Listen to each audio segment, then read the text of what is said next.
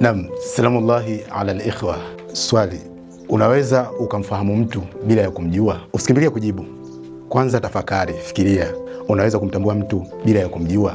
Yaum min al-ayyam, au siku moja darasani tulikuwa na babu yangu ambaye alikuwa ndio mwalimu wa darasa letu. Alikuwa akitufundisha vitu vingi ambavyo vinahusiana na lugha ya Kiarabu, lakini ilikuwa ni kwa njia ya kupiga story tu za kawaida. Lakini licha ya kuzungumza vyote hivyo, alitupa utofauti kati ya maneno matatu ya lugha ya Kiarabu, na kwa kipindi kile ilikuwa tunayatumia sana darasani. Lakini ili niweze kutoa ufafanuzi au niweze kuelezea kwa undani na kwa urahisi zaidi muweze kunielewa, nitavaa uhusika wa babu yangu, kwa maana ya kwamba mimi nitachukua nafasi ya babu yangu na nyinyi mtakuwa kama wanafunzi wa kipindi hicho darasani. Watu wengi wana maarifa juu ya mambo fulani au wana maarifa katika mambo fulani, lakini hawana elimu ya mambo fulani. Kwa lugha nyepesi naweza nikasema wachambuzi wengi wanaweza wakawa na maarifa juu ya jambo fulani, lakini wasiwe na elimu nalo hilo wanalolichambua. Nikiwa na maana ya kwamba asilimia kubwa ya watu tuna maarifa, lakini hatuna elimu ya maarifa tuliyokuwa nayo. Kabla ya kupata elimu, kwanza unapata maarifa. Kwa nini nimetanguliza kusema hivyo? Nimetanguliza kusema hivyo kwa sababu maarifa, elimu na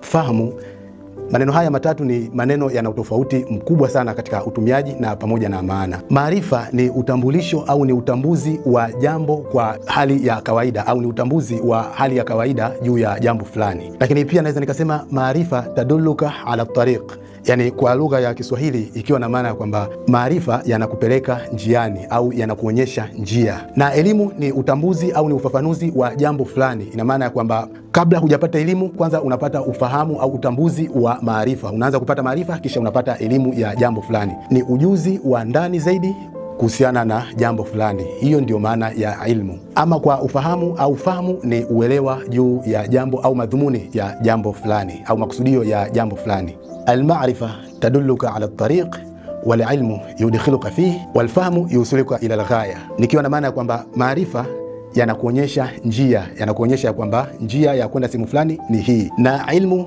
inakuingiza katika njia hiyo ili uanze mwendo wa kuelekea sehemu ya kufika unapotaka kwenda. Yani malengo ya maarifa ni kukuonyesha njia, na malengo ya elimu ni kukufanya uwe ndani ya system au uwe ndani ya hiyo njia ili kufika malengo. Na fahamu tuusuluka ila al-ghaya, yani ufahamu unakupeleka katika lengo kuu la safari yako. Kwa mfano wa lugha ya Kiswahili, mtu akiwa anataka kuswali na hajui msikiti upo wapi katika eneo husika aliyopo, kitu kitakachofanyika cha kwanza ni maarifa. Maarifa yatamchukua mtu huyo kumpeleka mpaka eneo la msikiti ulipo, au maarifa yatamuonyesha msikiti ulipo. Na jukumu linalofuata ni jukumu la ilmu. Elimu itamchukua mtu huyo, itamfungulia mlango na kumuonyesha taratibu zilizokuwa ndani, ya kwamba utakapokuwa ndani sehemu ya kuswalia ni hii, taratibu sipo hivi. Hizo ndio taratibu za elimu, au hiyo ndio elimu. Lakini alfahamu ni makusudio